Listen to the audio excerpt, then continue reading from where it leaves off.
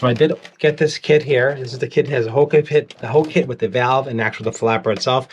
So what you want to do is it's just a very simple task. You can do it yourself. So all toilets have this valve here. So make sure you just shut that off all the way off. Okay.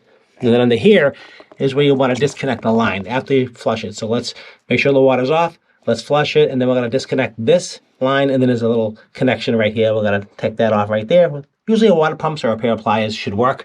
And let's flush it.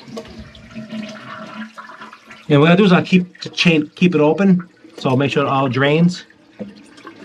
Make sure you get just like that. You might get a little bit of water, so just get a little paper towel and just pick that up. So let's just that water. So get yourself a cup. So just make sure you have that. Let's just dump that in the sink. Let's get rid of that, just like you see here. And this is the actual control valve, the valve that controls the water level going up and down. So that's pretty nasty.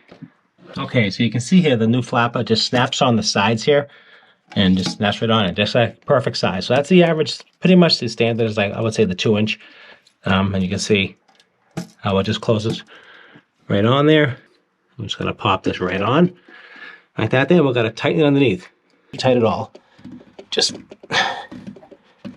honestly, hand tight should be enough. There's not a lot of pressure on here, so that should hold. And then we're just gonna catch our water line.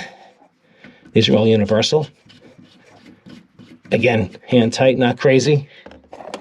You don't have to go crazy with this stuff. And that should be enough. And you have to snug it with little pliers you can. All right, that takes care of that part. Installed here, I got this all set up.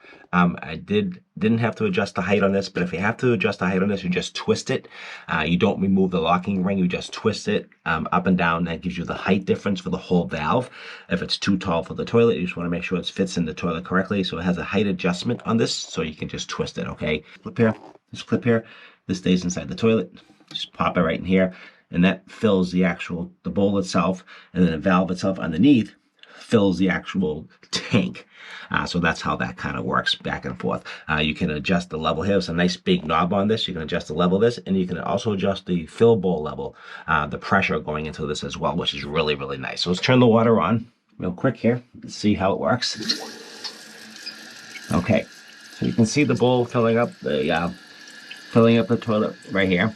That's filling up the bowl. And underneath here is filling up the tank at the same time. So that's the process behind it. So it fills the bowl, fills the tank, and this is also the overflow. And approximately about a 1/2 inch below the line. I like it a little bit fuller, but everybody has their own desired size, whatever. And you can adjust the pressure on this more to fill the bowl faster or slower. You can see here.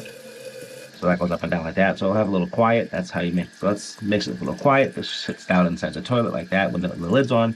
And that's perfect. Appreciate it as always, and I'll see you at the next video.